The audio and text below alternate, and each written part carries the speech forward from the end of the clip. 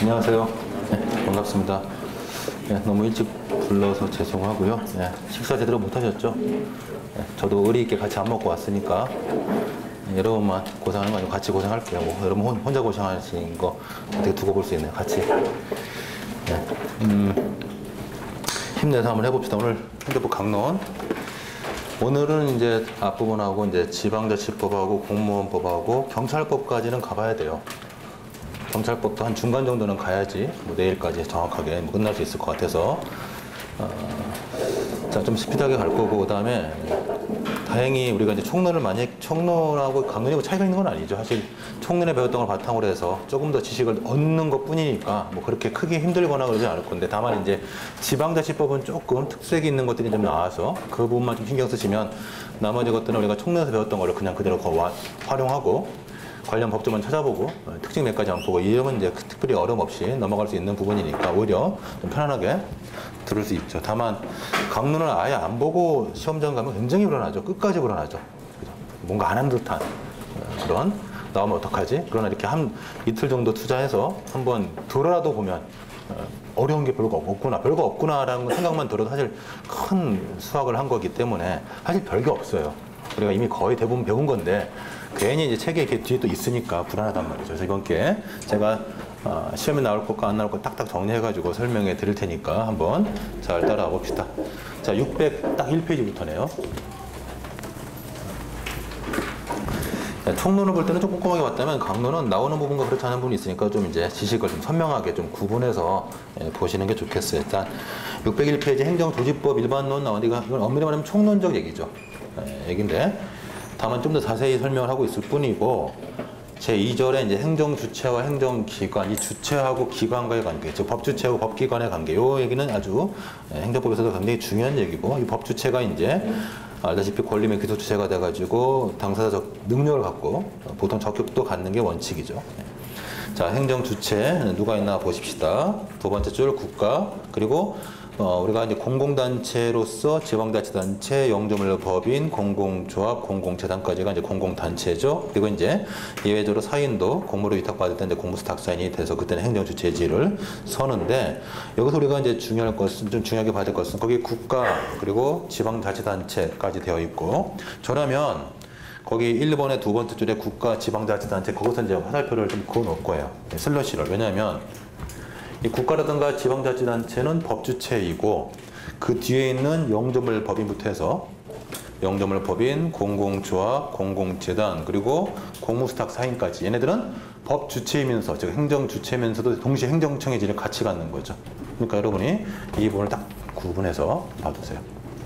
또 엉뚱한데 긋지 말고 국가, 그 다음에 지방자치단체까지 해서 바로 뒤에 이제 영조물법인부터 나오죠. 이 앞에 딱 그어서 뒤에 영조물법인, 공공조합, 공공재단, 그리고 공무수탁사인까지는 법주체, 즉 행정주체면서 동시에 행정청이니까 얘네들 상대로 소송을 제기할 때는 민사소송이든 당사자 소송이든 항고소송이든 항상 피고는 얘네들이죠. 그죠? 자, 뭐 그런 거는 다 두시고요. 그 다음에 이제 이번에 행정기관, 이 행정기관은 보통 이 법주체들이 직접 활동을 못하는 공법인이다 보니까, 그렇다 보니까 이제 활동하기 위한 도구가 필요하다라는 얘기고, 그래서 가번의 개념의 세 번째 줄에 이때 행정기관의 행위는 이제 법적 효과, 행정기관 행위의 법적 효과, 위법행위든 적법에 해당하는 이 법적 효과, 즉 권리무는 일단 행정주체에게 귀속이 되는 그런 관계죠. 우리가 이런 얘기를 많이 했었잖아요. 우리가 특히 이제 국가배상법을 논의할 때 관리청 행위가 그리고 관리 주체에게 귀속된다, 이런 거 그림 많이 그려봤었죠. 그 얘기죠. 그리고 이제 뭐 다음 페이지 가면 이제 행정기관하고 그 다음에 하나의 개체로서의 공무원은 구분할 필요가 있다라는 얘기고, 그래서 공무원이 예를 들면 상관으로부터 직무상의 명령을 받았을 때 그때는 이제 그냥 단순한 기관으로서 법주체를 기관으로서의 지위를 갖는 것 뿐이지만, 뭐 공무원이 자신의 신분이라든가 어떤 직위에 대한 변동을 받는 어떤 행정 처분의 성격을 갖는 것들을 받았을 때는 그때는 독립된 법주체가 된다는 얘기죠. 뭐 그런 얘기가 나와 있고, 자, 나번에 행정기관의 종류는 좀 알아둘 필요가 있죠. 그래서 일단 행정기관 중에 행정청이 있는 거죠. 행정기관 중에 행정 주체의 의사를 결정해서 이를 바깥으로, 즉 대외적으로 표시할 수 있는 그러한 권한을 가진 행정기관이 행정청이고, 이 행정청이 이제 항고소송 또는 행정심판에서 피청구인 또는 피고가 되죠. 행정청이 독임제인 경우가 대부분이지만 합의제인 경우도 있죠. 합의제 행정청, 뭐 감사원, 토지수용위원회. 그러나 이제 징계위원회 같은 경우는 합의제 행정청이 아니죠. 공무원에 대한 징계는 징계위원회가 심의 의결하고 실제로 징계는 임명권자가 하니까. 그래서 징계위원회 같이 합의제 행정기관이지만 합의제 행정청이 아닌 것들도 있어요. 자, 밑에 들어가서 이제 보조기관이 어떤 자들인지 한번 이름이나 봅시다. 보조기관에서 뭐 각부 차관, 차장, 실장, 국장 이런 이제 보조기관이죠. 그리고 이제 밑에 나번에 보좌기관은 뭐 비서실, 뭐 국무조정실 등이 여기에 해당하겠죠. 자문기관 있고, 그래서 자문기관에서는 하나 기억할 것은 자문기관의 자문은 꼭 들어야 되는데 그 자문 의견에 구속당할 필요는 없죠. 뭐 그런 얘기가 나와 있죠. 두 번째 줄에 자문기관의 의견은 행정청의 의사를 구속하지 않는다. 그래서 보통 협의가 자문의 의미를 갖고 있죠. 협의. 우리가 행정법상으로 보통 협의 그러면 이제 자문의 뜻을 갖고 있죠. 그래서 이렇게 협의라든가 자문의 경우에는 이제 그런 자문 의견 또는 협의 의견에 구속당하지는 않지만 반드시 거쳐와야 되긴 한다. 안 거쳐면 절차상의 하자가 있는 거다라는 얘기예요. 그래서 보통 취소 사유로 보죠. 뒤에 또 계속 나올 거고요. 자, 단순한 의결기관에 불과한 경우들은 이제 징계위원회 같은 경우가 밑에 있겠고, 참고로 지방의회 의견은 의결기관인 경우도 있고, 즉 단순한 의결기관인 경우도 있고 합의제 행정청인 경우도 있었죠. 그죠? 우리가 이미 공부한 것처럼 지방자치단체의 조례가 소송의 대상이 되는 예외적인 경우에서는 이때 지방의회는 단순한 의결기관에 불과하지만 지방의회 의원에 대한 뭐 제명이라든가 각종 선거 또는 의장에 대한 불신임 의결 이런 것들의 경우는 이때 지방의회가 예외적으로 합의제 행정청의 지위를 갖기도 하죠. 그렇죠? 이런 것들은 이미 한번 우리가 공부했었습니다. 자, 집행기관으로서 경찰공무원, 뭐 세무공무원 등이 있다. 그래서 이제 행정기관의 종류들 한번 쭉 보시고 이렇게 이름들 정도, 예 정도 알아두시면 되겠어요. 특히 이제 행정청 같은 경우는 이제 정의를 쓸 수 있도록 머릿속에 암기해 두실 필요가 있고, 나머지는 뭐 정의는 외울 필요가 없는데 어떤 애들이 보조기관이고 어떤 애들이 보좌기관이고 어떤 애들이 이제 자문기관인지 그 정도는 그냥 예 정도만 살짝 봐두시면 되네요. 자, 603페이지 가서 이제 행정청을 좀 더 자세히 보면은 여기서 이제 우리가 권한을 배우죠. 권리하고 구별되는 권한. 그래서 권리라는 것이 기본적으로 자기를 위해 행사할 수 있는 법상의 힘을 말하면, 권한은 타인을 위해서 행사할 수 있는 힘을 말하죠. 보통 직무상의 범위라고도 실정법적으로 쓰기도 하고, 이건 뭐 권리나 권한은 민법 총칙에서 이미 공부했던 내용들이고, 그래서 권한을 가진 자가 이제 권한을 가진 행정기관이 활동을 하면은 그 행정기관의 법적 효과는 이제 행정 주체에게 귀속이 되는 거죠. 자, 좀 더 우리가 봐야 될 것은 권한의 위임, 그리고 내부임, 그리고 대리 이런 것들 좀 봐야 될 텐데 여기서 이제 한번 공부해 보십시다. 위임, 내부임, 대리 3자를 좀 구분할 수 있어야 되죠. 위임, 내부임, 대리. 자, 일단 위임부터. 권한의 위임이란 것은 권한을 이제 타 기관에게 넘기는 거죠. 그죠? 넘기는 거죠. 이양하는 거죠. 넘기는 거죠. 이전시키는 거죠. 그래서 권한의 위임은 행정청이 그 권한의 일부를 다른 행정기관에게 넘기는 것을 우리가 이 권한의 위임이라 한다. 이 권한에서는 여러분이 쉽게 생각하면 두 가지로 나눠보면 돼요. 간단하게. 의사결정 권한과 표시 권한. 권한이란 거는 쪼개보면은 사실 엄밀히 말하면 권한은 어떤 의사를 결정하는 권한과 그 다음에 대외적으로 표시하는 표시 권한, 이게 두 가지로 나눠볼 수 있어요. 따라서 권한의 위임은, 보통 위임은 우리가 앞에다가 이제 다른 것과 구분하려고 외부임 이렇게 쓰기도 하죠. 자, 권한의 위임, 즉 외부임. 얘는 의사결정 권한도 이전시키고 그 다음에 표시 권한도 이전시키는 게 권한의 위임이죠. 그러나 내부임 또는 위임 정결이라 부르는 내부임은 의사결정 권한은 이전시키지만 표시 권한은 이전시키지 않는 게 이게 내부임이죠. 내부임. 이렇게 구분하면 돼요. 실제로 중요한 것은 표시 권한이에요. 표시 권한. 그래서 표시 권한이 누구에게 있느냐에 따라서 정당한 권한이 누구한테 있는지가 판단이 돼요. 항상. 핵심은 표시 권한. 표시 권한. 자, 이 점을 생각해서 한번 보십시다. 그래서 권한의 위임이라고 되어 있고, 자, 유사 개념과의 구별해서 대리는 좀 이따 보고 일단 그 다음 페이지는 내부임하고 얘기를 먼저 해놨으니까 한번 보십시다. 604페이지. 내부임과의 구별해서 이제 권한 이전 여부 해가지고 뭐 권한의 위임은 이전이 되고 내부임 위임이 안 된다 이렇게 써놨는데 이것 결국 표시 권한의 이전 여부예요. 표시 권한. 엄밀히 말하면 표시 권한. 그래서 권한의 위임은 즉 외부임은 표시 권한마저 넘어가는데 내부임은 의사결정은 위임 받은 자가 한다 할지라도 표시 권한은 넘어가지 않는다라는 얘기죠. 그래서 실제로 처분이 위임청의 명예로 행사된다. 이게 내부임의 문제죠. 요거 하나만 칠판에 서는 것만 잘 기억하시면 되겠고, 그리고 권한의 외부임은 표시 권한이 이전되기 때문에 결국 피고가 달라지는 문제가 생길 수가 있단 말이죠. 그래서 이제 반드시 법적 근거가 필요하지만 내부임은 법적 근거가 없어도 가능하다라고 보죠.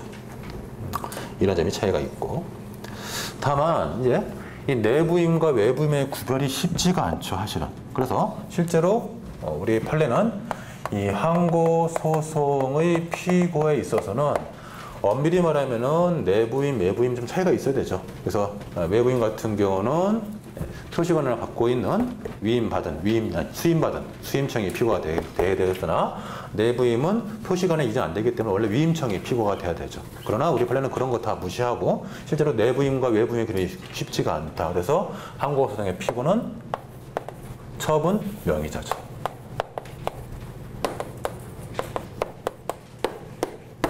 명의자. 누구의 이름으로 처분이 이루어졌느냐 이것만 보면 되죠. 그래서 사실 엄밀히 말하면 이 내부임과 외부임은 항고소송의 피고 관점에서는 사실 구별할 실익이 거의 없는 거죠. 어차피 명의자가 피고가 되도록 우리 판례가 보고 있으니까. 처분 명의자. 네. 자, 그 점 하나 생각해 두시고 좀 이따 나올 거예요. 그 다음에 앞으로 넘어와서 603페이지. 자, 위임하고 대리는 무슨 차이가 있을까요? 현명이죠, 현명. 현명. 대리라는 것은, 대리는 우리가 이미 배웠잖아요. 대리는 대리 받은 기관이 자신의 이름으로 행사하지만 뭐라고 표시해주죠? 이게 본인을 위한 것이면 밝혀주죠. 현명이 있죠. 그죠? 그게 대리이죠. 자, 그래서 이런 대리하고 이제 차이점은 우리가 이미 대리를 알고 있으니까 뭐 쉽게 읽어보시면 되겠고, 그래서 권한의 대리와의 구별, 권한의 이전 여부, 권한의 위임은 넘어가는 데 비해서 대리는 그냥 대신 행사하는 것 뿐이죠. 그죠? 그래서 법적 근거 같은 경우는 보통 이제 위임의 경우는 필요하지만 대리 같은 경우는 이제 뭐 법정 대리가 아니라 법적 근거 필요 없다라고 보고 있어요. 그래서 법정 대리일 때는 법적 근거 있어야 되지만 임의 대리는 뭐 법적 근거 없어도 갈 수 있다 이렇게 보통 보고 있고. 자, 넘어가 보죠.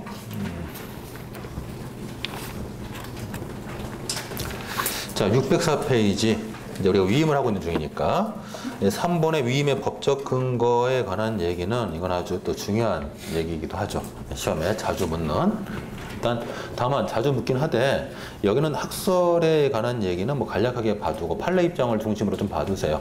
일단 판례가 확고부동하게 의견을 갖고 있으니까. 그래서 권한의 위임의 경우는 일단 법적 근거가 필요하다. 1단계 법적 근거는 반드시 필요하다. 그러면 그 법적 근거가 개별 법령에 의해서 이루어지면 존재하면 좋겠는데, 문제는 개별법에 법적 근거 없을 때 일반법에 해당할 수 있는 정보조직법 또는 지방자치법 제104조 등의 근거에서 권한을 위임 위탁할 수 있는지가 문제가 돼요. 자, 여기서 좀 깊이 한번 가볼게요. 국가의 권한을, 즉 국가기관의 권한을 넘길 때는 이제 정보조직법 제4조, 5조 이런 것들이, 즉 정보조직법 6조를 바탕으로 한 행정권한의 위임 위탁에 관한 규정이 적용되고, 그 다음에 지방자치단체의 권한, 즉 지방자치단체 사무를 넘길 때는 일단 그때는 지방자치법이 적용돼요. 아주 간단하게 생각하면. 그래서 국가의 권한을 뭐 지방자치단체장에게 위임하고 재임할 때는 지금 우리가 봤던 정보조직법 이걸 생각하시면 되겠고, 애초부터 지방자치단체 자치사무를 위임할 때 이때는 이제 지방자치법이 적용된다. 그 정도는 알고 있으면 좋겠고. 자, 보자고요. 그러면 일단 요거는 일단 간단하게 이론을 본 다음에 뒤에서 판례를 봐야 되니까, 권한의 위임의 경우는 법적 근거가 필요하다. 문제는 그 법적 근거가 개별 법률, 예를 들면 하천법, 뭐 도로법 이렇게 개별 법률에 법적 근거가 있으면 좋은데, 만약에 그런 법률에 법적 근거 없어도 정보조직법을 쓸 때는 국가사무 또는 지방자치법, 지방자치법이 적용될 때는 지방자치법 자치사무일 때, 그래서 106조 등을 104조 등에 근거해서 권한을 위임 또는 위탁할 수 있느냐, 이게 이제 문제가 된단 말이죠.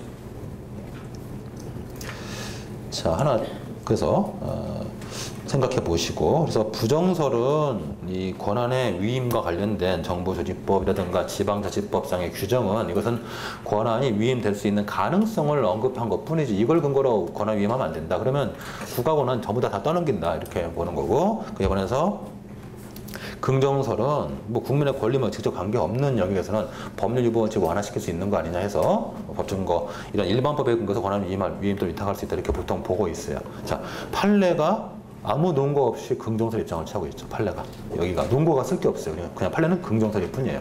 논거 자체가 없어요. 이럴 때는 좀 난감하지만 어쩔 수가 없어요. 판례가 논거가 없어요. 그냥 긍정하고 있죠. 긍정설. 그래서 우리 판례는 일단 여기 정보조직법과 행정권한의 위임 위탁에 관한 규정이 나온 것은 국가 사무를 위임 또는 재위임할 때 이때는 정보조직법이 적용돼요. 아까도 말씀드린 것처럼 애초부터 국가 사무를 위임했다가 또 재임하고 이런 경우 관계에서는 정보조직법이 적용되고, 애초부터 자치사무를 위임할 때 이때는 이제 지방자치법 104조가 적용된단 말이죠. 자, 그래서 판례를 보면은 정보조직법 6조에 따라서 권한을 위임할 수 있으므로 이런 일반법에 근거해서 개별법에 근거가 없어도 권한을 위임할 수 있다. 요거 있는데 요거는 좀 이따가 자세히 한번 봐야 되겠고, 일단 긍정설적으로 검토를 해봅시다. 그래서 행정의 능률성을 우리가 제고하기 위해서도 법적 근거 없이도 권한을 일반법상의 근거로 해서 권한을 위임할 수 있다라고 일단 정리를 해둡시다. 가능하면 긍정설적으로 써놓으세요. 그래야지 사례 문제를 풀 수 있으니까. 그리고 요거는 좀 이따가 우리가 문제를 풀어보고 좀 자세히 봐야 돼요. 특히 지방자치법상의 조례에 관한 얘기까지 다 한 다음에 다시 와서 한번 봐야 돼요. 일단 이 정도 간단하게 좀 봐주시고, 오른쪽에 그 판례가 있는데 그 판례가 좀 이따 우리가 학습해 볼 판례고요. 일단 내려갑시다. 내려가고 605페이지로 가서요. 권한을 위임하는 이제 방법이 거기 나와 있는 것처럼 보통 이제 보조기관이라든가 하급행정청. 자, 하급행정청은 예를 들면 이런 거죠. 뭐 지방경찰 경찰청장이 서울지방경찰청장이 넘는데 이게 이제 하급행정청과의 관계죠. 상급행정청, 하급행정청. 그래서 경찰청장도 행정청이고 서울지방경찰청도 행정청이니까 상급, 하급 관계. 그래서 자신의 보조기관 또는 하급행정청에게 우리가 더 권한을 넘길 때 보통 우리가 그때 위임이라는 표현을 쓰죠. 위임이라는 표현을 쓰고, 그 밖에 뭐 대등행정청이라든가 자신의 지휘 감독하에 있지 않는 애들한테 권한을 우리가 넘길 때 그때 보통 위탁이라는 표현을 쓰죠. 위탁. 다만 위임과 위탁은 법적 효과적인 측면에서는 똑같아요. 차이가 없어요. 용어만 구분될 뿐이지 둘은 차이가 없죠. 위임, 위탁. 그래서 우리가 보통 권한의 위임, 위탁 이렇게 편하게 말하죠. 위임과 위탁은 이렇게 방향은 좀 다를지 몰라도 효과는 똑같아요. 그리고 이제 다번에 가서 지방자치단체에게 권한을 위임하면 이게 단체 위임이고, 지방자치단체의 기관에게 위임하면 그게 기관임이죠. 그렇죠? 단체 위임, 기관임 이미 공부했던 것이고요. 거기서 기억할 것은 거기 5번째 줄, 다번에 5번째 줄. 기관임 같은 경우는 권한의 위임을 받은 지방자치단체의 기관은 그 한도 내에서는 그 사무에 대해서는 국가기관 또는 상국가기관의 지위에 선다라는 얘기죠. 그래서 이런 상급 국가기관의 지휘 감독을 받게 된다라는 얘기죠. 그래서 예를 들면 국가사무가 지방자치단체에게 위임되면 그 한도 내에서 지자체장은 국가의 기관일 뿐이죠. 그렇기 때문에 그 법적 효과가 국가한테 귀속이 되는 거죠. 뭐 그런 얘기들이 있었고, 라본의 사인에 대한 위임이 이제 공무수탁사인에 대한 위임을 받던 거네요. 자, 위임받은 권을 다시 한번 위임할 수 있죠. 예를 들면 국가사무를 예를 들면 뭐 서울시장에게 위임하고 뭐 서울시장이 다시 관악구청장에게 위임한다. 이게 이제 위임, 재위임 관계죠. 그게 이제 5번의 재위임의 문제죠. 위임한 것을 다시 재위임하는 문제. 자, 이제 그걸 좀 이따 볼 건데, 세 번째 줄 한번 체크해 보십시다. 5번의 세 번째 줄. 한편 지방자치단체장이 국가사무를 위임받았을 때, 이때 다시 재위임하려면 조례로 위임할 수는 없고, 그 다음에 상급기관에 승인받아가지고 규칙으로 위임할 수 있고, 좀 이따 볼 거예요. 일단 체크해 두시고, 어마어마하게 중요한 판례죠. 일단 체크해 두세요, 제가. 이건 좀 이따 우리가 문제를 풀어봅시다. 자, 그 다음에 6번의 위임의 효과. 위임이 일어나면 이제 위임받은 쪽에서 자신의 사무를 처리하면 되는 거고요. 자, 그러면 우리 606페이지 그 제일 위에 있는 판례와 관련해서 밑에 2003년 행시 문제를 한번 풀어볼 텐데, 요거 풀기 전에 하나만 학습을 하고 갑시다. 요 직접 풀기 전에 하나만 학습하고 갈게요. 요 문제를 풀려면 사실 우리가 하나 알고 있어야 되는 게 하나 있죠. 자, 잠시만. 629페이지를 잠깐 보고 봅시다. 잠깐만.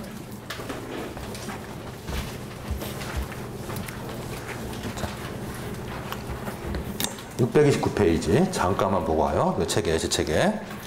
거기 가면 이제 지방자치법 22조 조례에 대한 얘기가 있고, 조례에 대해서 특히 조례 제정범위 1번. 조례 제정 범위와 관련해서 위에 22조가 있죠. 법조문이 한번 읽어볼게요. 지방자치단체는 법령의 범위 안에서 그 사무 공표 쳐놓고, 이때 그 사무란 지방자치단체의 사무로 말하니까 원래부터 지방자치단체 사무인 자치사무하고 단체 위임 사무로 말하는 거죠. 그래서 그 얘기가 1번의 조례 제정 범위라 나와 있죠.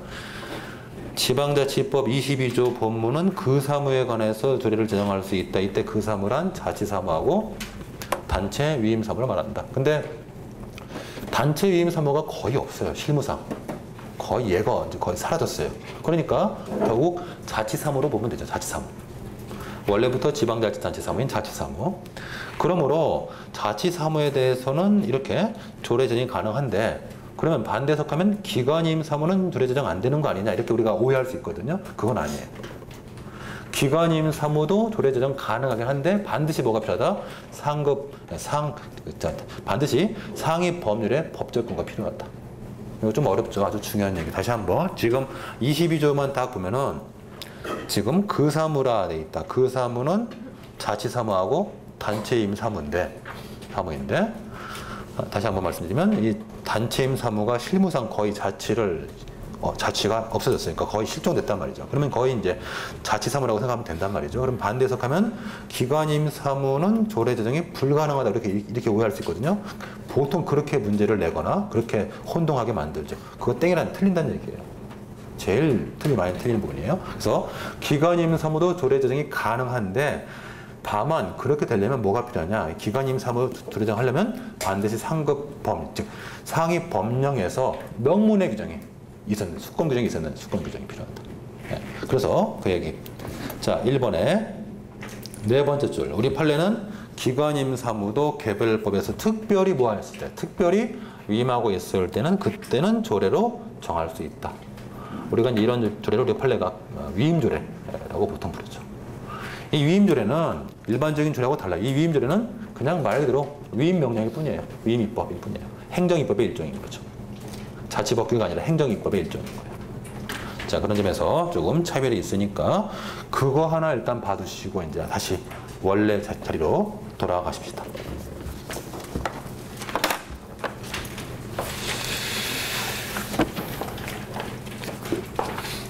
606페이지.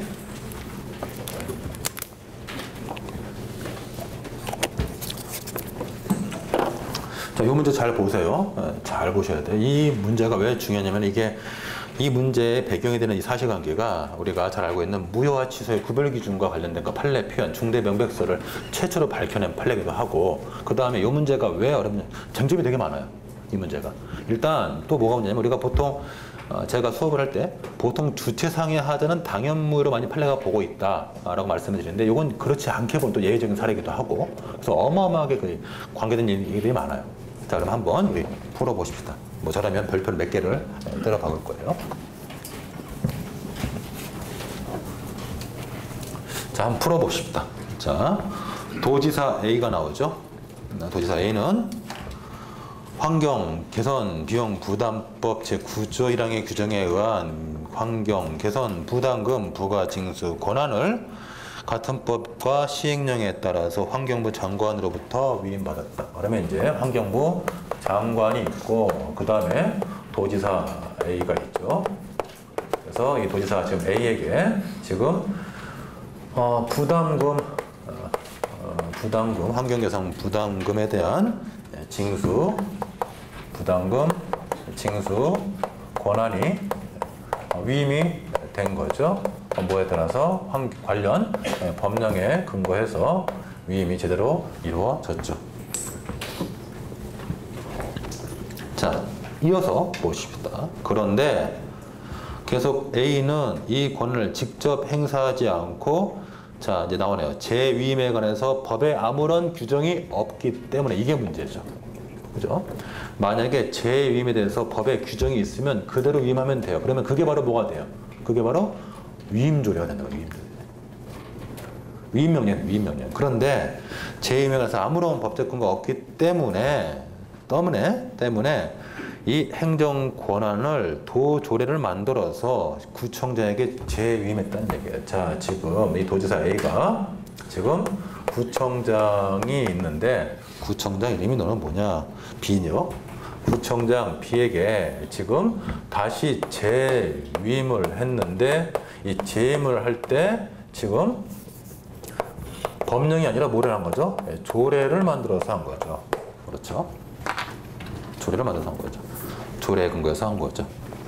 자, 그리고 그를 근거로 해가지고 구청장 B가 지금 갑에게 뭘 했나요? 지금 부담금 부과 처분한 거죠. 이렇게 지금 이루어졌어요. 자, 이렇게 됐다. 여기서 1번 이에 대해서 갑은 무효 확인 소송을 제기했죠. 그러니까 지금 저 부담금 부과 처분에 대한 무효 확인 소송을 제기한 거죠. 그러면 우리가 봐야 될 것은 이 부담금 부과 처분이 하자가 있는지를 살펴봐야 되겠고, 그 다음에 한 번 더 뭐 하죠? 하자의 정도를 봐야죠. 무효냐 아니냐까지 봐야죠. 무효 확인 소송에서는 항상 두 단계. 일단 하자가 있느냐, 위법하냐. 위법하다고 봤을 때 그 다음에 위법성의 정도, 무효냐, 취소사유냐까지 가야 돼. 자, 이렇게 지금 간 거예요. 자, 그러면 우리 분석해 봅시다. 지금 장관이 도지사에게 부담금 징수 권한을 위임했단 말이죠. 그러면 지금 이 부담금 징수 권한을 위임받았죠. 자, 기관임 된 거죠. 기관임 됐고 지금 기관임 사무를 재임한 거죠. 자, 이때 조례에 근거해서 다시 재임할 수 있는지 이게 이제 문제가 됐던 거예요. 결론적으로. 자, 그러면 우리 지방자치법 22조 아까 봤네요. 지방자치법 22조. 자, 포커스를 일로 맞춰보자고요. 도지사 쪽으로. 도쪽으로 포커스를 맞춰서 지방자치법 22조에 따르면은 지방자치단체는 그 사무에 관해서 조례 제정이 가능하다. 그러면 지금 도지사 A가 지금 부담금 징수 권한을 위임받았으니까 지금 뭐예요, 이거는?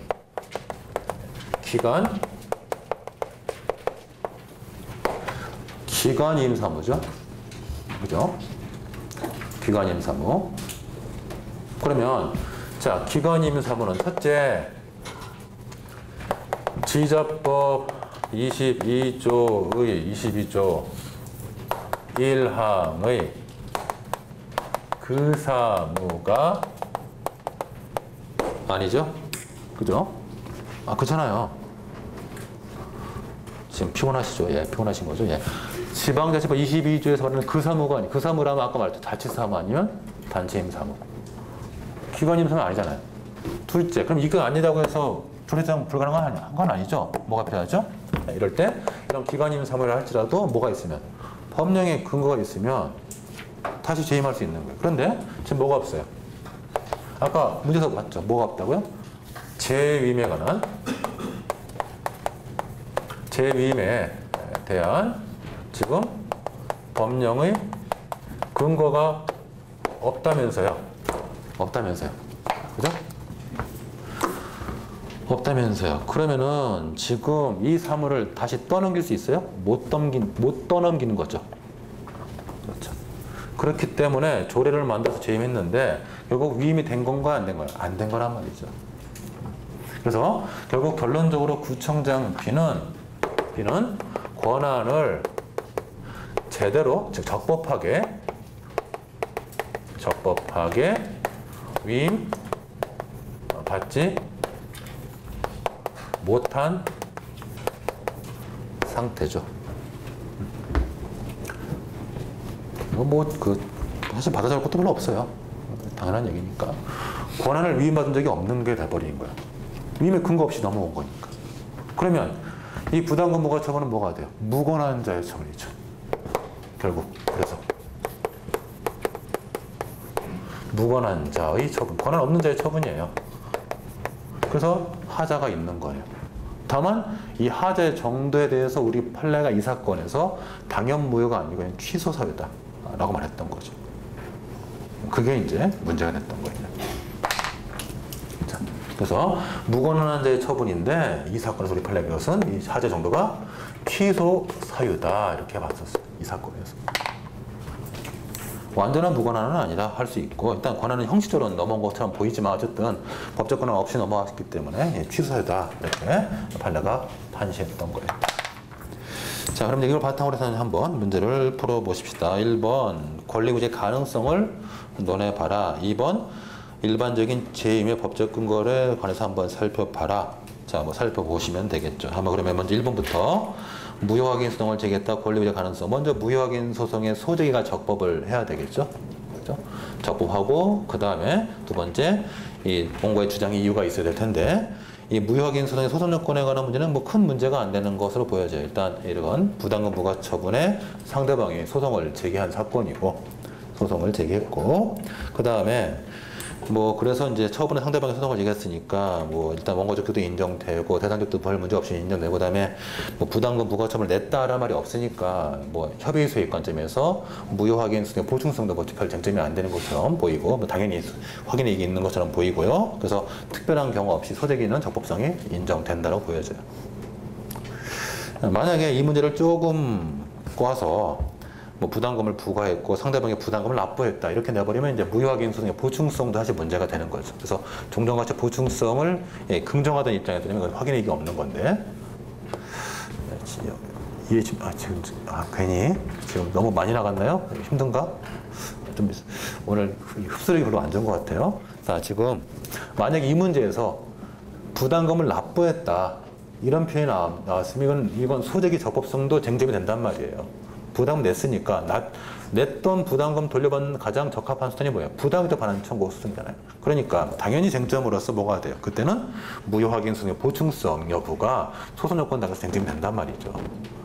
그러나 지금은 그런 얘기가 없잖아요. 없으니까 그냥 부담금 부과 받은 자가 지금 소송을 제기한 것 뿐이니까 일단 부담금 부과 처분 자체가 독립된 행정 처분이고 그것 때문에 불이익을 받는 자가 소송을 제기하는 거고 그 다음에 당연히 지금 소송을 제기한 이유는 이 부담금 부과 처분이 무효를 할지라도 그 내버려두면 뭐가 되죠? 집행력에 근거해서 내가 강제집행 당할 수 있으니까 그거 면하기 위해서 소액이 있는 거죠. 그렇죠? 당연히 확인액이 있는 거고 그래서 이 부분은 소송 요건은 큰 문제가 안 된다는 얘기. 그러나 이 문제를 똑같은 문제를 내다가 출제자가 한마디만 섞으면 납부했다.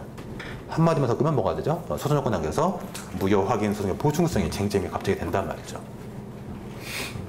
일단 그런 것들을 생각해 보시고 그래서 지금은 뭐 그 소송 요건에서는 별 문제가 안 되기 때문에 제가 이제 그냥 넘어갔고요. 그 다음에 이제 부담금 부과 처분에 대한 이제 위법 여부, 그 다음에 위법성의 정도를 이제 본안에서 따져봐야 되겠죠. 자, 부담금 부과 처분의 위법 여부에서 일단 이 도조례 자체가 지금 지방자치법 22조에 반한다는 얘기예요. 아까 본 것처럼 지방자치법 22조는 자치사무에 대해서 조례 제정 가능하고 기관임 사무에 대해서는 원칙적으로 조례 제정이 허용되지 않죠. 다만 뭐가 있을 때? 명문의 규정이 있을 때만 가능하단 말이에요. 그런데 지금 아까 보신 것처럼 설명에 길판에 서는 것처럼 환경 개선 부담금 부가징수 사무가 기관임 사무죠. 국가사무가 기관임 된 건데 이 기관임 사무에 대해서는 조례 제정이 허용되지 않아요. 원칙적으로. 다만 예외적으로 법적 근거 있을 때만 허용되는데 지금 두 가지가 다 안 된단 말이죠. 조례 제정이 원칙적으로 허용되지 않은 사례고 예외적으로 법적 근거 있는 것도 아니란 말이에요. 예. 따라서 이런 조례는 하자 있는 조례가 되고 그런 하자 있는 조례 근거에서 이루어진 부담금 부과 처분도 결국 무관한자의 처분이므로 하자가 있는 처분이죠. 그게 다번까지 얘기죠. 자, 문제는 이제 그 다음 얘기죠. 무관한자의 처분인데 이 처분의 정도까지 우리는 따져봐야지. 이게 만약에 취소 소송이면 여기서 끝내면 되죠. 그죠? 취소 소송이면 더 이상 쓸 필요 없어요. 여기서 끝내서 그냥 바로 인용 판결하면 된단 말이죠. 그러나 이 무효 확인 소송을 갖기 때문에 이 하자의 정도까지 생각해 보는 거죠. 그래서 이제 우리가 4분 목차 가서 부담금 부과 처분의 효력. 그래서 이때 이제 우리 판례상 중대 명백설과 명백성 보충 요건들이 한번 크게 붙었던 거고 우리 판례가 중대 명백설 입장을 취한 거죠. 다수개네가. 하자가 중대하고 명백해야 된다. 했던 거예요. 자, 그러면 이 사건 부담금 부과 처분이 일단 하자가 있는 조례 근거에서 이루어진 것이므로 당연히 위법한 것이다. 하자는 있죠. 명백하죠. 하자는 중대하죠. 중대한데 다만 처분 당시에 하자가 존재하지 명백하지가 않았다라고 볼 수 있는 거예요. 왜냐하면 나중에 사후적으로 판례를 통해서 판결을 통해서 나온 거니까. 이 조례가 하자가 있다는 것은 사실 처분 당시에는 명백하지 않죠. 그래서 그런 관점에서 일단 취소사를 보는 것이 타당하다.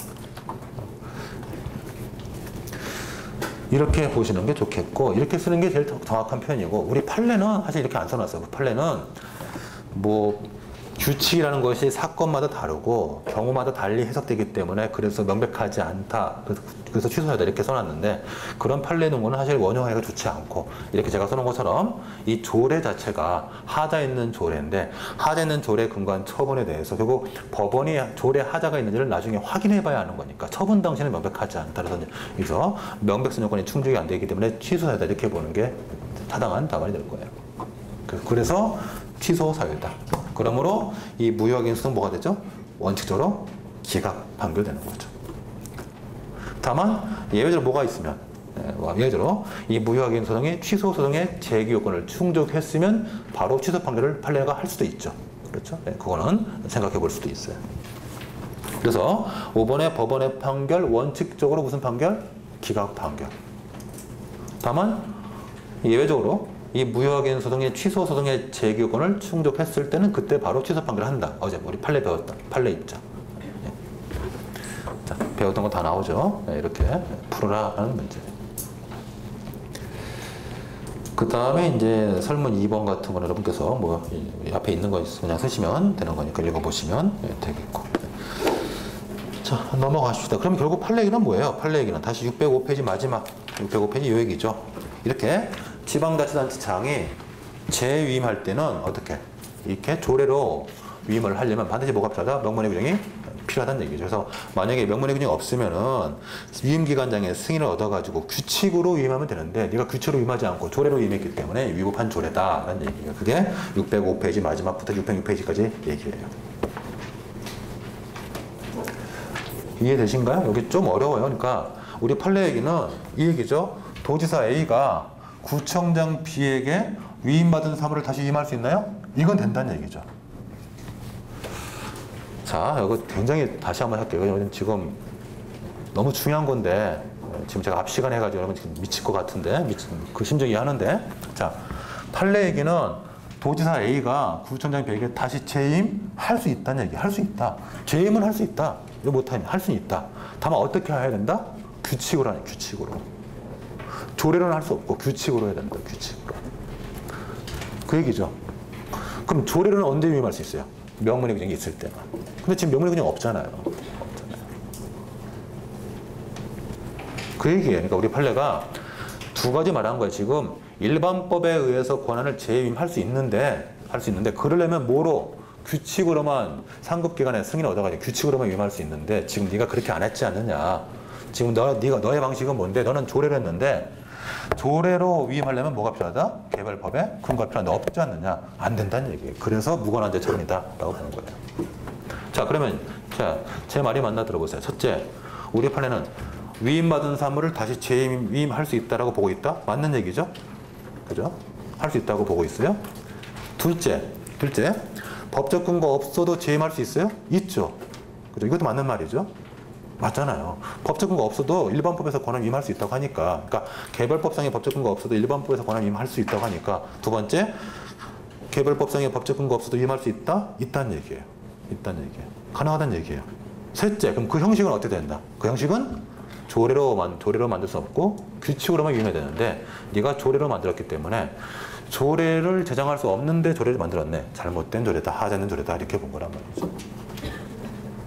이거 그냥 뭐 단순하게 뭐 된다 안 된다 이렇게 볼 문제가 아니고 되게 복잡한 얘기예요. 판례 얘기가. 그래서 하나씩 끊어가지고 알아두세요. 첫째, 위임받은 사무를 법령의 근거 없어도 재임할 수 있다. 그죠? 개별 법령의 근거 없어서 재임할 수 있는데, 다만 그때 위임 형식은 오로지 규칙으로 상급기관에 승인받아서 규칙으로만 위임할 수 있지, 조례로 만들려면 뭐가 필요하다? 명문의 규정이 있어야 된다. 없지 않느냐? 못한다는 얘기. 이 조례가 하자 있다는 얘기죠. 지방자치법 22조에 반한다는 얘기예요. 자, 제가 몇 번씩 했어요. 지금 너무너무 중요한 거니까. 이렇게 해도 엉뚱한 얘기도 많이 생각하시는데 잘 받으세요. 앞부분에서 제일 중요한 얘기예요. 자, 넘어가시고. 그 다음에 이제 그 607페이지로 가봅시다. 자, 내부임은 아까 살펴봤는데 내부임에 관한 법리만 좀 더 자세히 보죠. 내부임에 의해서 행정청이 자신의 보조기관 또는 하급 행정기관에게 내부적으로 의사결정 권한을 넘기는 거죠. 그래서 이걸 달리 말하면 의사결정 권한은 이전하지만 표시 권한을 이전하지 않는 행위가 내부 행위가 되겠죠. 자, 중요한 거 쟁점 두 가지.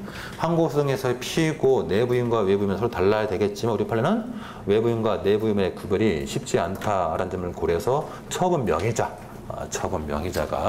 양쪽 다 피고가 되도록 하고 있다 라는 입장, 그거 하나 받으시고, 그래서 내부임 받은 자가 자신의 묘로 처분하면 그때 피고는 뭐예요? 내부임 받은 자가 피고가 된다는 얘기죠. 그게 밑에 608페이지 판례 얘기인데 이건 우리가 행정 쟁송할 때도 봤던 판례예요. 자, 그 다음에 우리가 볼 것은 608페이지 3번 얘기. 권한 행사 방식 위반의 효과. 요것도 이제 알아둬야죠. 그러면 내부임을 받은 것에 불과한 자가, 예를 들면 서울시장이 자신의 권한을 관악구청장에게 내부임했는데 관악구청장이 서울시장의 명의로 하지 않고 자신의 이름으로 처분했다. 그러면 그때 피고는 관악구청장이 피고라는 얘기예요. 문제는 이 관악구청장의 행위, 관악구청장 표시 권한이 없음에도 불구하고 표시했잖아요. 주체상의 하자가 있다는 얘기죠. 그래서 권한 행사 방식 위반의 효과는 기본적으로 주체 하자가 있는 문제예요. 자, 그러면 아직 안 주었어요. 주체상의 하자에 대해서 우리 판례가 보통 당연무로 봐요. 당연무로. 이때도 당연무로 볼 거예요. 그런데 아까 본 것처럼 무관한 자의 처분인데 취소사로 본 것도 있단 말이죠. 그러니까 주체하자가 당연무다 이렇게 외우지 마세요. 이런 단순한 게 제일 안 좋은 거죠. 주체상의 하자를 판례가 당연무로 보는 경향이 강한데 아까 우리가 봤던 사례는 취소사로 봤다는 얘기죠. 요거 이해도 있다는 얘기죠.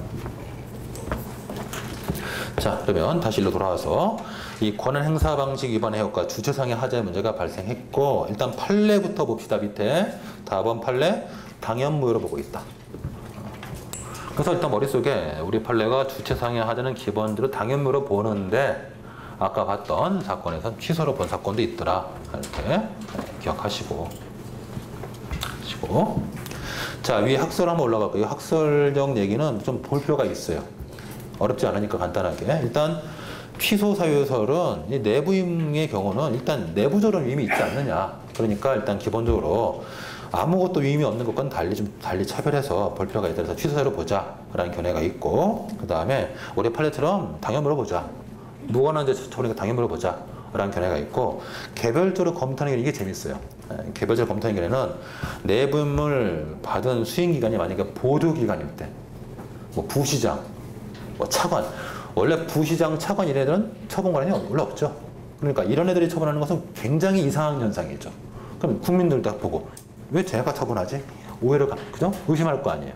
이럴 때는 누가 봐도 명백한 하자다. 물어보고. 그러나 그 내부임 받은 애가 하급 행정청일 때, 예를 들면 경찰청장이 서울지방경찰청에게 넘겼다라든가 서울시장이 관악구청장에게 넘겼다. 이럴 때는 하급 행정청은 다른 경우는 다른 사건은 자기가 처분할 수 있잖아요. 혼동 올 수가 있죠, 국민들이. 그렇죠? 이럴 때는 명백하지 않으므로 취소사를 보자. 이게 개별적인 검토고, 개인적으로 이 입장이 가장 현명한 입장이라고 보여져요. 다만 판례는 구분하지 않고 당연무로 보고 있다 정도까지 알아두십시다. 이거는 사례 문제에서 많이 활용하는 쟁점이니까 잘 알아두세요.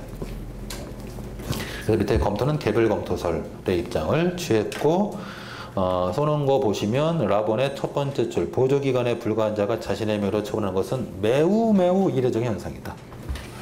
그러므로 명백성은 인정이 안 돼서 취소 사유로 봐야 되겠지만, 명백성은 쉽게 인정할 수 있으니까 당연무를 봐야 되겠지만, 하급행정청이 자신의 명의로 처분하는 것은 명백성 인정할 수 없어가지고 취소로 보는 것이 타당하다. 이거는 이렇게 조금만 생각하시면 그런 거구나 이해할 수 있을 거예요. 판례 입장은 당연무효다. 그래서 꼭 기억할 것이 우리 판례가 무관한 자의 처분에 대해서 당연무로 보는 경향이 강한데, 이렇게 아까 봤던 사례는 취소사유로 본 사건도 있었다는 것을 꼭 기억하세요. 자, 그리고 609페이지 가서 대리는 이미 우리가 행정법 총론에서 다시 봐왔는데 지금 간단하게만 한번 살펴봅시다. 노마차 4번의 권한의 대리, 우리가 대리는 이미 알고 있는 거고, 대리는 이제 임의대리가 있고 법정대리가 있죠. 그게가 2번의 임의대리, 법정대리 얘기고, 자, 3번의 대리 효과, 일단 현명이 있으면은 당연히 본인이 책임을 져야 되겠지만, 현명이 없으면 대리인이, 대리기관이 책임을 져야죠. 대리기관이 피고가 돼야죠. 다만 현명이 없다 할지라도 내부 관계를 이미 상대방이 다 알고 있으면 당연히 본인이 피고가 된다. 우리가 이미 배웠던 거죠. 그 정도만 학습해 두시면 되겠어요. 옛날에는 그 소위 서리 제도가 있어가지고 그게 시험 문제 많이 나오고 있었는데 이제는 국무총리 서리 이런 거 안 하잖아요. 그렇기 때문에 이제 대리에 관한 서리에 관한 문제를 뭐 굳이 우리가 자세히 볼 필요가 없어서 그 부분은 설명을 생략할게요. 자, 넘어갑시다. 그래서 앞부분에서는 여러분 그 몇 가지 꼭 기억할 것이 이제 내부임에서의 법적 관계, 피고가 누구냐, 그 다음에 처분의 그 하재 정도가 어떻게 되느냐, 이런 것들 잘 봐주시고, 그 다음에 아까 봤던 요거 권한의 위임, 재위임. 그래서 일반법에서 권한 위임할 수 있느냐, 재임할 수 있느냐, 가능하다. 다만 그러려면 아까 본 것처럼 상급기관장의 승인 얻어가지고 규칙으로서만 재임할 수 있지 이렇게 조례로 정할 수 없다.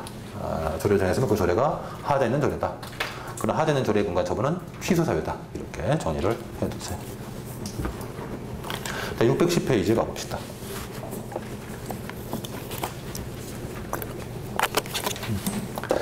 자, 행정청 상호간의 관계. 첫 번째 상하 행정청관의 관계에서 거기 훈령권에서 훈령이라는 개념 정도는 알아둬야 돼요. 훈령.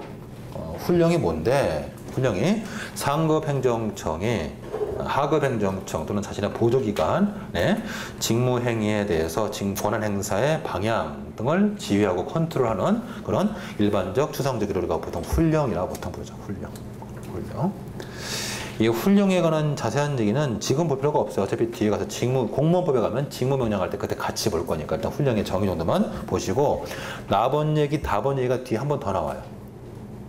그래서 나번 얘기, 다번 얘기는 보지 말라는 얘기가 아니고 뒤에 한 번 또 나오니까 그때 직무명령 파트에 가서 그때 보도록 하십시다. 일단 그래서 중요하지 않아서 넘어가는 게 아니고 뒤에 나오기 때문에 한 번 더 나오기 때문에 일단 패스는 해놓을게요. 자, 쭉 넘어가시고 특히 다번 얘기는 중요하지만 일단 지금은 뒤에 가서 설명을 뒤로 미룹시다. 그 다음에 611페이지에 가서 인가 또는 승인권, 이거는 행정행위에 대한 이제 행정행위의 한 종류로서 인가 승인이 아니에요.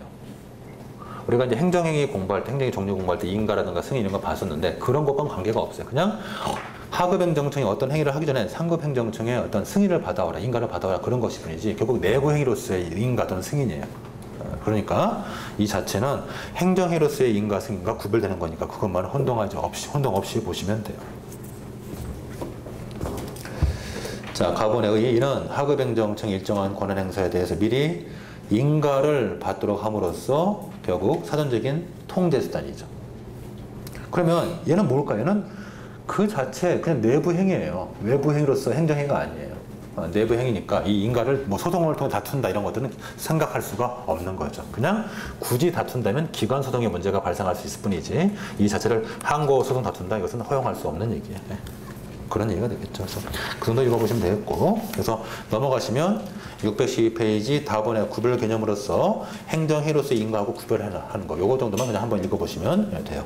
나머지는 치워버리고, 그 다음에 3번에 상급행정청의 취소 정지권 요거에서 이 나번의 법적 근거 여부가 학설적 의미가 있는 것처럼 보이지만 전혀 그렇지가 않아요. 이거 의미가 없어요. 왜 의미가 없냐면 상급행정청의 취소 정지권에 대해서 개별 법령에 다 규정을 두고 있거든요. 그래서 요거는 의미가 거의 없는 쟁점이에요. 넘어가도 돼요. 판례도 없죠? 넘어가세요. 제가 검토에다가 써놨네요. 검토에다가 두 번째 줄 이해하다가 다만 정보조직법, 지방자치법 등의 상급관청의 취소 정지권에 관해서 일반적으로 규정을 두고 있으므로 위 논의는 실익이 없네. 없다. 실익이 없으면 뭐 안 나오겠죠. 넘어갑시다. 자, 그 다음에 오른쪽 4번에 주관쟁의 결정권은 알아둬야죠. 이런 제도가 있다는 건 꼭 알아둬야죠. 시험 문제에서 많이 활용하니까. 자, 펴봅시다. 행정절차법 6조 꼭 법전 한번 펴보세요.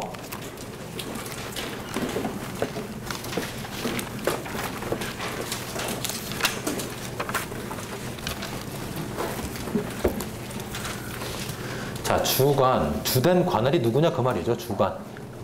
주관 쟁의할 때 주된 관할이 누구냐에 대한 쟁의가 붙었다는 얘기예요. 그래서 이 쟁의는 소극적 권한쟁의일 수도 있고 적극적인 권한쟁의일 수도 있어요. 자, 이런 주관쟁의가 붙었을 때 우리 행정절차법 제6조는 어떻게 하나 6조 2항 가면 행정청의 관할이 분명하지 않을 때는 공통으로 감독하는 상급행정청이 처리하고 없을 때는 협의해서 결정한다. 이게 주관쟁의 결정권이죠. 그죠? 이렇게 주관쟁의 결정권을 행사해야 되는데 이 그림을 통해서도 해결이 안 되면 이제 기관소송 또는 권한쟁의 심판 쪽으로 가야 되는 거죠. 그래서 이 6조는 많이 활용하니까 이런 조문이 있다는 거 꼭 알아두세요. 주관쟁의 결정이 무엇인지도 알아두시고 뭐 처음 듣는 말이에요. 그렇게 하지 마세요. 자, 그런 얘기가 나와 있습니다. 자, 됐고요. 다시 이제 책으로 돌아와서 613페이지. 613페이지 넘어가죠. 이번에 대등 행정청 간의 관계. 그래서 협의하고 동의의 차이 꼭 알아둬야죠. 협의는 자문이죠. 쉽게 말하면 협의는 자문이에요. 자문. 우리 자문 공부했죠. 자문의 경우는 자문 의견 들어야 되죠. 아니, 자문은 꼭 거쳐야 되죠. 그러나 그 의견에 구속되진 않죠. 마찬가지. 그래서 협의라고 되어 있고, 자, 네 번째 줄, 이때 관계기관의 협의 의견은 원칙적으로 주무행정청을 구속하지 않는다.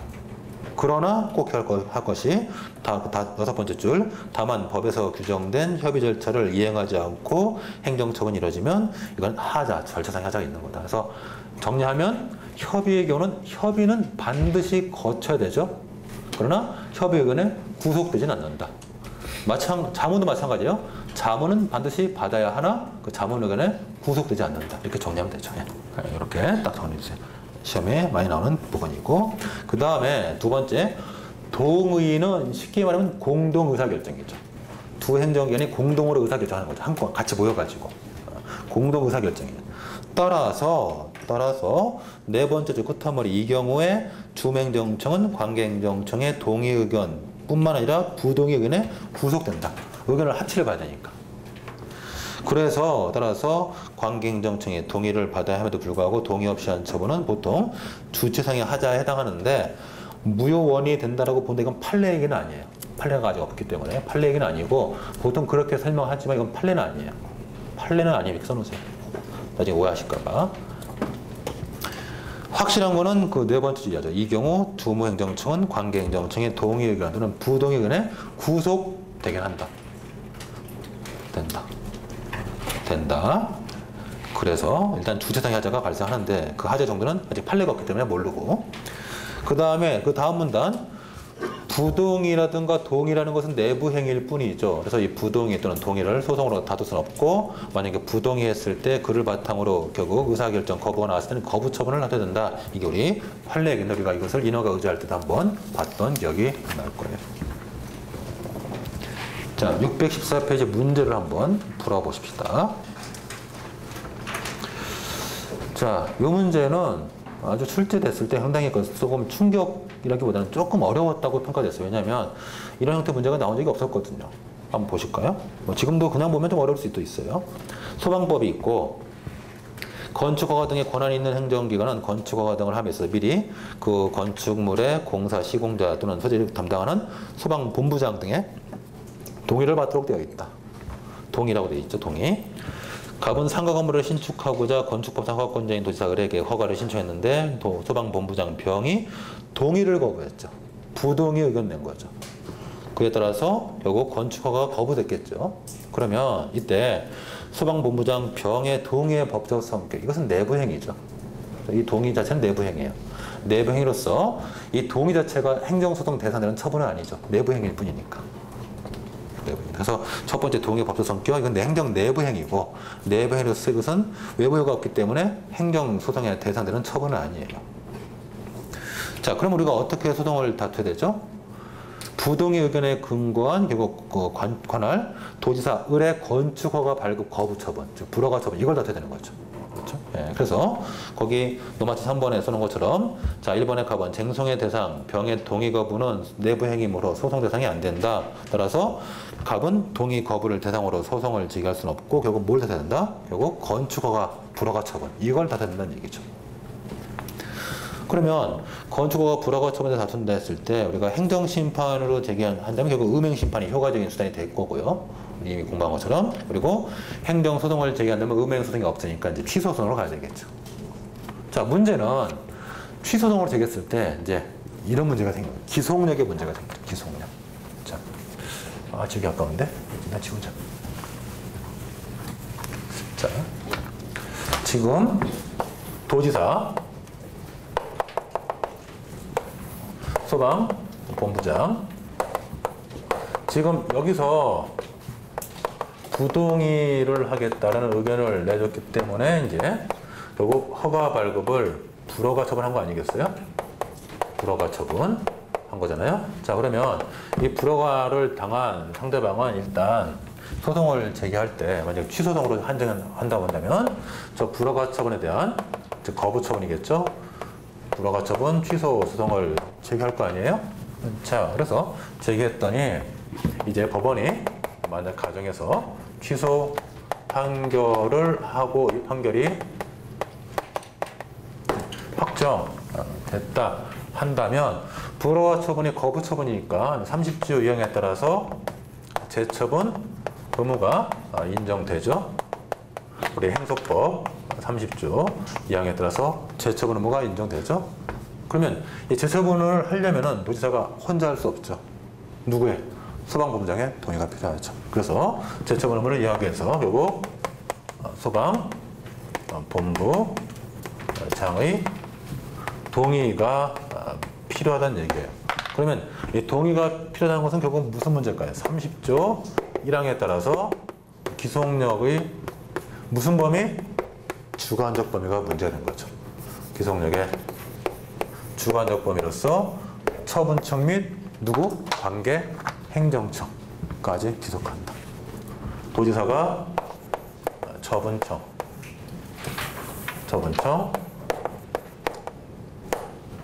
자, 그 다음에 소방본부장이 관계 행정청. 그래서 거의 유일무이하게 기속력의 주관적 범위가 나왔던 유일무이한 사건이죠.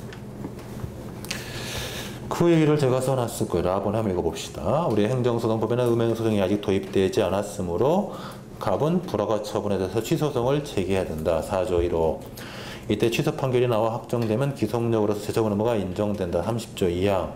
이런 재처분 의무 불이행 시 간접 건의를 할 수 있다. 34조. 이거 뭐 기본적인 포맷이죠. 이건 외워둬야 될 가장 기본 행정소송의 가장 꽂힌 부분. 한편 기속력의 범위 관련해 가지고 소방본부장병은 처분청은 아니지만 관계행정청에 들어가기 때문에 결국 기속력이 여기까지 미친다. 기속력의 주관적 범위.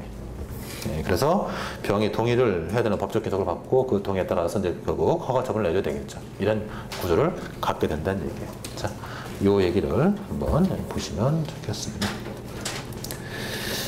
자, 넘어가시고 그 다음에 615페이지로 가서요.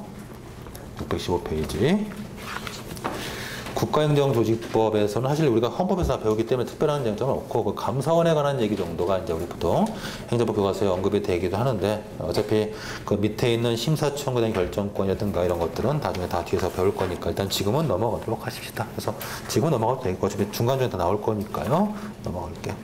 자, 617페이지까지는 됐고 조금 쉬었다 하십시다.